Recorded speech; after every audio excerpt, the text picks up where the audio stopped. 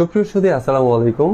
মেসেঞ্জারে আপনাকে যদি কেউ এখন পর্যন্ত যতগুলো ছবি ভিডিওস পাঠিয়েছে, আপনি কিন্তু চাইলেই সেই প্রোফাইলে ঢুকেই সে আপনাকে ছবি পাঠিয়েছে অথবা ভিডিওস পাঠিয়েছে, আপনি কিন্তু সাথে সবগুলো ফাইল দেখতে পারবেন, এমনকি ওপেন করতে পারবেন। তো কাজটি কিভাবে করবেন চলুন দেখিয়ে দিচ্ছি। ইনফরমেটিভ ভিডিও পেতে ফলো করে সঙ্গে থাকুন, শেয়ার করে আপনার টাইমলাইনে রেখে দিতে পারেন, পরবর্তীতে কাজে আসতে পারেন। ধন্যবাদ সবাইকে। আমরা সর্বপ্রথম চলে আসব মোবাইলে থাকা মেসেঞ্জার অ্যাপসটিতে। এখান থেকে আপনারা দেখতে পাচ্ছেন মেনু, আমরা মেনুতে ক্লিক করব। মেনুতে ক্লিক করার পরে আমরা আবার সেটিংস এ ক্লিক করব, করে আমরা একটু স্ক্রল করে নিচে চলে আসব।